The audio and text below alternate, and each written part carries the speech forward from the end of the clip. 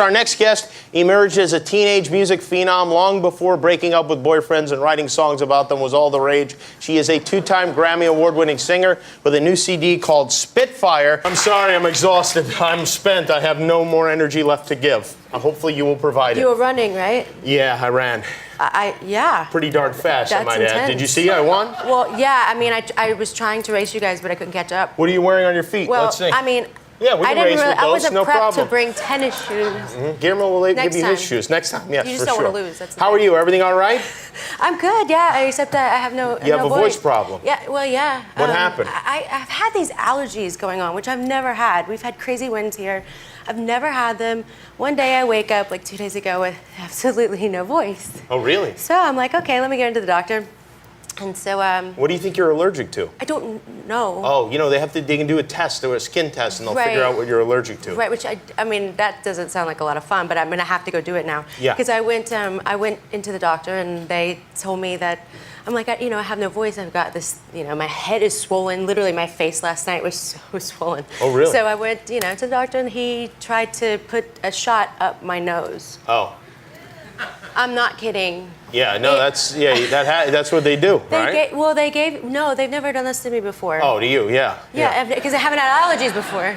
You mean a shot of tequila, or what are you talking about? That would have been nice if he gave it to me before he gave me the needle up my nose. Yeah. So no, he tried to give me some Novocaine, which didn't work. So the shots actually didn't work going there. Well, come back again and sing next time. Are you able? Yeah. But you're able to talk? Is that? No, I'm not supposed to be talking. But I'm talking to you. Should we pass notes or something like? Maybe we could text each other for the remainder. I've been using a dry erase board. Oh, you have? For real? I'm not joking. Yes, I had my friend went out and got me a dry erase board because I can't talk for the next 2 weeks once I'm done here. Well, that might be a good thing because you're in the middle of this battle with one of the Real Housewives, and I don't know what's going on because Real? Whatever they are, Real housewives. Okay. Are they even housewives? I don't know. That's what I want. Do you watch this show? Do you know what's going on? You do know what's going on, though, I assume. I do know what's going on because I have to deal with my publicist every Monday. I see. Yeah. And so there's some sort of an exchange of things because your husband used to be this woman's husband, and you guys don't get along, and she says terrible things about you, and then you say things about her, sometimes mean things about her. Hold on a second, though. Yes. But hold on. I'm almost about to pass out right now. Right, I know. It's very. I am too. Breath. Trust me. I think that's why I have no voice. I've been yelling at the TV screen, I guess. No, which I don't watch. I think that it's kind of interesting how it seems very one-sided most of the time. But then you just kind of get fed up with people lying about you, and you're like, Yeah. But words can I just throw something at you here? Because Yeah. I know she called you insane last night on television. Clearly. I am, though. You have a little something that none of the Real Housewives, as far as I know, I could be mistaken, have. You're talented. There comes a time when you're just like, screw you. That's it. And then that's all you want to say, and then you're like, I'm done with this now for another 3 months. But that's their whole thing is to get people involved in these sorts of things. I mean, that's the only reason people are watching is because they're fighting all the time. If they got along with others, they wouldn't be on the show. Right, but I'm not on the show. I know, but you've somehow been drawn into this world. Absolutely. Yeah, no, I don't really enjoy it because I do actually make music and I love it. You know what I would do if I was you? I'd funnel those thoughts into the songs. I have done that. Oh, you are doing that. Oh, that's good. So some of these songs are about that stuff? Yeah, most of them. Actually. Oh, really? No, most of them are about just my life. I mean, I think that. Oh, yes, I see here on the track listing, Burn in Hell, Real Housewives. That's a good one. Is that about them? People could really read into that, but it's subtle, but I think effective. Subtle. Yes. Absolutely. No, I mean Spitfire. I think it actually says kind of what I feel like I'm doing sometimes with the music. I don't feel like I get to do it often enough, so it definitely comes out through my music. Do you work things from your life into the lyrics of your songs? Absolutely. I mean, I think it's the only way. I mean, an artist has always done that. They take things from the past or things they've gone through, and I never can write really when I'm in it. I have to go through it, and then I can write about it. I can decipher it all. Do you write stuff about your husband if you guys get in things? Yeah, oh, yes. You do? And how does he feel about that? He's actually super supportive. I mean, I have to deal with him kissing a bunch of women on, television all the time. Okay. So he can deal with a song. But you'll get into serious stuff. Like, it won't just be like, you left your socks on the bed. That kind of stuff? No, it's some pretty deep stuff. But, really? And he is super supportive about it. I actually have a bigger problem with it. But I mean, maybe there will be one day when he comes and is like, honey, I can't do this. And I'm not really sure if you can, once you go there as an artist, you can't like rewrite something. No, you can't, So because I that don't know. song's there. We'll see what happens. And they play it over and over again, and you could be driving, even if you made up, in 5 years, you're going to hear it again. Right, that might be our biggest fight, maybe one day. Yeah, right. I mean, yeah, that's something to think about, and something for him to think about too. Is like, I better watch what I do, or I'm going to wind up immortalized in song. And if I do anything bad, make sure it doesn't rhyme. That's another one. Yes, it definitely happens, and it would be a very, I think that might actually be the only thing that would end our marriage. You've sung the national anthem. We were talking about Beyonce before. Have you ever lip synced the national anthem? Have I ever lip synced the national anthem? Yeah. No. You have not. No. Are you against that in principle? Usually, but there are times, and I will say this, and I'm actually taking up for her on this one. Yeah. There are times when people will ask you to do it, and they will not let you do it unless you do it because they want control over what happens. Right. So, and that just also it maybe it's happens. freezing cold, and you don't feel like That your has- voice, or maybe doctor put a needle up your nose or Right. something like that. Which is why I'm not singing tonight. I don't like to lip sync, but sometimes there's just those Oh, moments. that's interesting. You could have come and lip synced here tonight. But I didn't. I Wow. really want to come sing. So what you're saying, you're now starting a war with Beyonce as Not well. at Look out, everybody. Leann Rhymes is on the warpath. I've gone through a lot in 30 years, to say the least. It's been a very eventful 30 years. I know that you've just completed a 30-day voluntary program, which sparked a lot of rumors that you had an eating disorder, that you had an addiction problem. Why did you seek treatment? Well, it was the day after I turned 30 that I actually went to the treatment center. And for myself, I think this is the best birthday gift I could ever give myself, to once again be honest with myself and break down the things that I've struggled with for so long. And I just didn't want to continue the struggle all the time. And people look at you and go, why are you struggling? No one can quite understand why you hurt so badly. But I'm not gonna cry. Why do you hurt so badly, you think? I wasn't a kid. It's as simple as that, and so complicated at the same time. So, you have kids. You get to see your kid be a kid. And I didn't get any of those things. So, I feel like everything was kind of ripped from me and given to me and handed to me on a plate at the same time. And so it's almost you struggle with why in the world, internally you go, why am I upset? Why am I struggling? And I needed to figure that out for myself. Childhood fame is a pretty perilous thing, isn't it? Yes. And when you start as a child, it's always about, get it while you can. Right. Get it while you can. And who knows how long it will last. Right, exactly. So it's... then the money, and then that leads to greed in some cases, Yeah. and it's just, It it leads becomes to- very messy. It leads to what? It leads to everything. Everything that greed and great things. I didn't have a lot of money growing up at all. We had no money. So was I able to, help dig my family out of, a hole where we basically were... I was brought home to a trailer when I was a kid, we had nothing. And I was able to buy a house for my family when I was 12, which is crazy to say. And it was also a crazy responsibility to have. And sometimes I really want to just go back to the trailer, honestly. I have pictures of myself when I was 2, with bare feet and playing in the dirt, and it really was like the happiest times of my life. We went through a very, very tough time. What I realized about that, it wasn't about the money at all. It was about, I wanted my dad back. And all of, it didn't take long for me to realize that. I think after, we settled the lawsuit like 3.5 years later. And it didn't take me long after that to realize I want my father back. How long was it, Leann, that you all were estranged? The last, I guess, probably 3 or 4 years, we really started to try. But there was a lot of resentment between everyone, to be honest. I think it boils down to basically loss of childhood. So, I didn't really have a childhood. So, and as a kid, I was always pretty much told to, if anyone asked me that question, say that I was fine. And eventually, when I realized I wasn't fine, I finally stepped out and said, "No, I've kind of lost my childhood a little."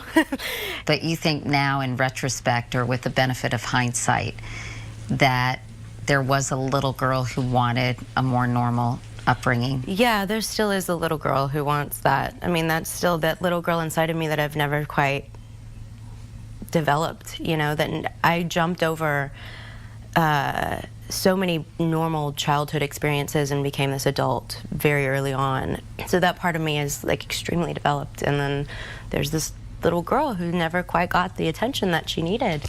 And I'm giving her, I guess, that attention now in the way that I know how to do it. I read a quote that said you really like being in therapy. I just fell in love with, like, I loved being in that. And it felt great to have other people going through the same things, have that empathy and understanding, and to be there for someone else and have these people actually respect and love me for the help that I gave them emotionally, not because of Leann Rimes, but I actually made wonderful friends, lifelong friends there, and all because of what we gave each other. It just felt so liberating to just say things that I could never say and know that I was safe. I feel like I'm starting over, even though I've had all this, you know, all of these years behind me. How many people get to start over again in this day and age? And it's funny, at 30, you're starting over. Which... Right. I mean, I really do sit back and go, as a child star, to start as early as I did, most people, number one, don't even live as child stars to this long. And if they do, it's like, you know, it's people still aren't listening, and it's so amazing to have people that are still listening. Of that song in particular, you've said it came from people I didn't know, not just judging me, but making up lies, and watching it helplessly felt like having a piece of tape over my mouth. Do you think it's a way to answer your critics in some ways? Yes, internal critic, external critic. I'm saying it's all the critics. I'm not sure why people are so harsh at this moment in time. And it's not everyone. I'm not going to say everyone, because I have a lot of wonderful fans. I wasn't sure if I was wishing myself well at the time. It was very, very difficult. I wouldn't wish it on anyone. So, and especially in the public eye, to go through all of it. What was that I made like? my choices, you know. I made my choices, and I'm living with them, and I'm also have learned from them. And I've talked about this so much, but I know that I'm not the only person that goes through this. There's a song called Borrowed that I wrote on the record that I carried the title around with me for about 8 months, because I was so unsure of how to write it without offending anyone, because I had to be so honest in order to write it. And I call myself pathetic in the song, because that's exactly the way I felt. It was just a pathetic situation. It's like, Leann, how did you get yourself into the situation? And then it was like, then there's this other side of me going, I love this man with all my heart, and he loves me. He's really, he's so kind and loving to me, and you know, we have 2 wonderful kids of his half the time, and I love them to death, and that's taken on a whole other thing for me. You're a stepmother. Well, yeah. How old are they? They're 5 and 9, so I play referee most of the time, because they're both boys. Are like, but it's fun. It definitely keeps me grounded. Would you like to have more boys or girls running around the house? Whatever would be fine with me. I kid Eddie about it all the time. I'm like, let's go. If 30 happens, like, let's go. But you want to have kids? I would love to. I would love to have a child of my own. But for now, I'm totally happy with having his running around. And I love them to death. So yeah, eventually I think we talk about it all the time. We definitely are planning, but not at the same time. It sounds like it's somebody who's living in fear of losing someone they love. Yeah, I mean, on, Yeah, it is. It's definitely something that came at me from absolutely out of nowhere. And I still let go every time I think about it, because it broke my heart to know what I was experiencing and being a part of. And at the same time, it broke my heart to think that I could lose someone that I love so much. Does it still, in some ways, express your fear of losing him today? No, not at all. Not at all. That was a specific situation, very specific situation. Now, do I have a fear of losing most people that I love anyway because of everything we discussed earlier? Absolutely, on an overall basis, but not him specifically. And you know what?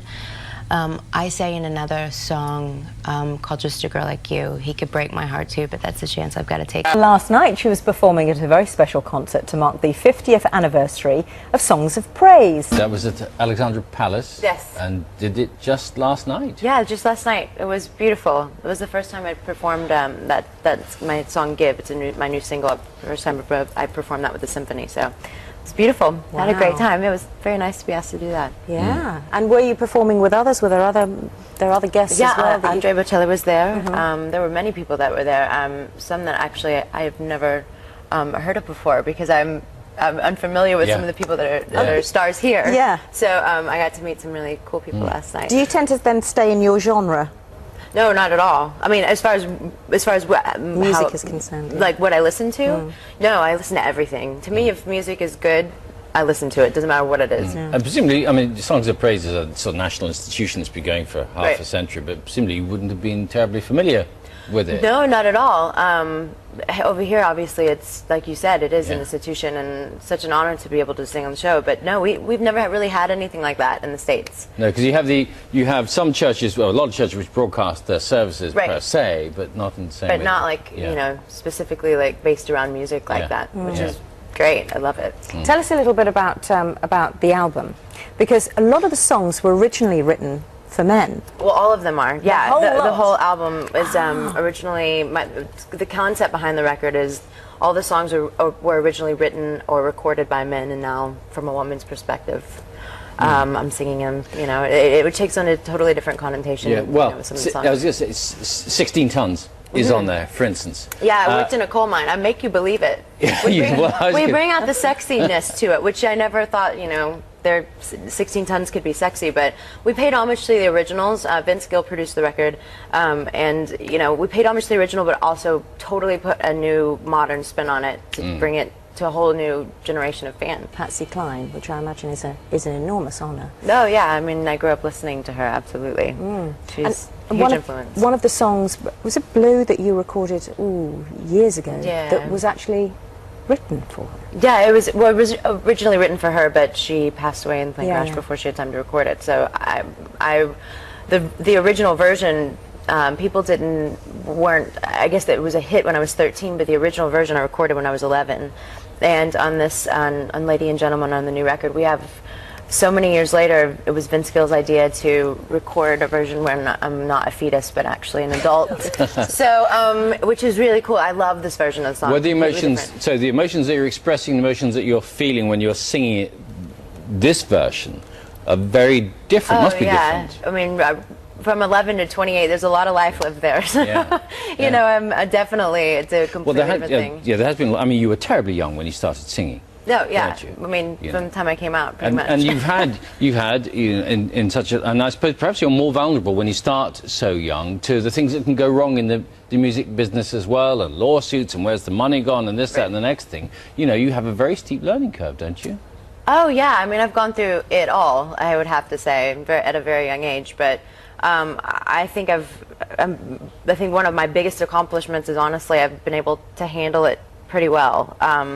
And trust me, I've had my moments of, you know, this business taking its toll.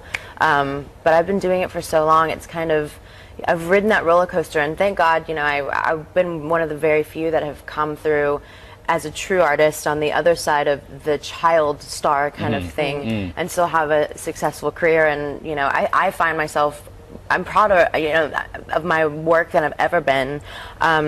I think I'm really kind of coming into my own as a true artist and not just a voice and this little girl with a big voice that I was always known as. And self-determining, I suppose, making your own decisions. Was there a time, though, where you wanted to get off the roller coaster? There's always still times I want to get off the roller coaster. Yeah, I mean, I'm married with 2 stepchildren, and like sometimes I don't like being on the road. I mean, living out of a suitcase is an interesting way to live, and I've been doing it for so long that sometimes I'm going, okay, I'm 29 and I'm like, I'm done, and then I say that for a week and then I'm ready to go back because I love singing. I mean, exactly. I love what I do. You're in your high 20s now, but your voice is still strengthening, I would imagine, and you've still got so much more to give. I do. To give, exactly. No, I do. I feel like I have more to give now than I ever have, and and I have all of this, the success and the knowledge and the wisdom behind me to, I think, I don't know, be in a really cool place. And very at this point. quickly, you've done several different varieties of music, and this is back to country. Are you going to stick with country? Are you going to try other stuff in the future? I think I'll always dabble in other things, but I mean, this kind of country music is where my heart has always lied. Okay. She was only 7 when she recorded her first song. By 13, she had a national hit. Since then, Grammy Award winner Leann Rimes has recorded hundreds of songs, including hits like Blue, How Do I Live Without You, and Nothing Better to Do.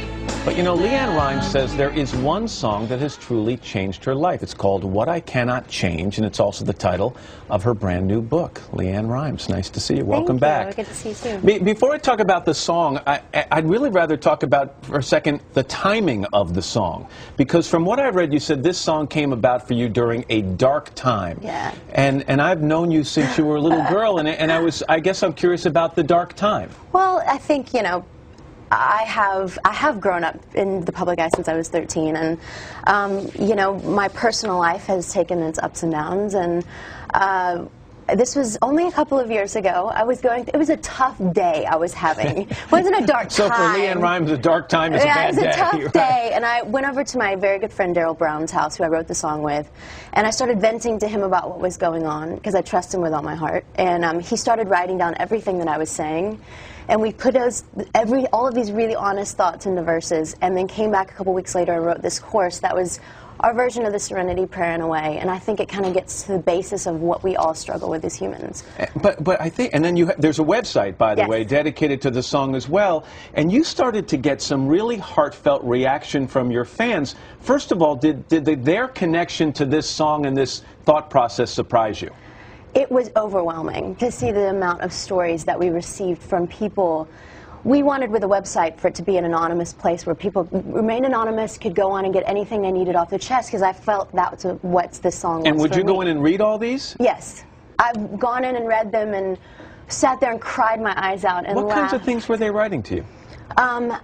Everything from how they were abused as children and have never told anyone, how they have been uncomfortable with their sexuality and that they're gay and that they haven't come out about it and that this song has inspired them to. That they have been going through divorces or, different things. It's just amazing to me how people were, it was just an overwhelming outpouring of people being honest. And I thought, wow, that's inspiring to me as just a human being. Of the things they cannot change in their lives. Absolutely. One of the things you can't change is the fact that you started in this business awfully young. Yeah. And I think a lot of people think, wow, she's had such an exciting life, and at 26, look what she's accomplished. But with that starting at such a young age comes a lot of pressure, doesn't it? You've always got to be the best singer. You've got to be an example. You've got to behave better than any normal kid should have to behave. How much has that impacted you? Oh, it's definitely impacted my life. But I've had great parents. I've had a support system around me of great friends and family. I respect myself. So it's been tough. It's been tough to make that transition from child star to an adult. But I've been one of the very small percentage that has, and I've been very blessed to have great fans that follow me and support me. But has there been this idea in the back of your mind through much of your life, Leann, that I've got to please other people first? Oh, I think that's what part of this song is. I say it's easier to please the world than it is to please myself, which is, incredibly true sometimes when you grow up in the public eye. I want to ask you about something I think has got to be hard about being in the public eye, and that is rumors that have swirled about you. There was a story that I think was in a magazine recently about an alleged affair between you and actor Eddie Cibrian. I want to read you a statement that he released about that. He said, other than being friends and two actors who were romantically intertwined in a movie for television we filmed last fall, there's no truth to the reporting initiated by Us Magazine. It is a fabricated story that is using random snapshots as connective tissue to create a scandalous relationship. I know this has been something you've been upset about. You want to set the record straight? You know, it's hard to continue to go back and forth in the press because it's really hurtful to myself. It's hurtful to my loved ones. And I refuse to discuss tabloid rumors. And, you know, I've grown up in the press my whole life. I think people are fascinated with my personal life. And I totally get it. When things like this come out, do you ever want to just, do you ever wish you were in a different line of work? Yes. The things you cannot change, though. Sometimes I can't change it. I love what I do. I'm passionate about what I do. I get to write books like this and write songs like this and affect people's lives. And I think through this song, through What I Cannot Change, having touched so many people, that's what I believe I'm here to do, and it's such a blessing.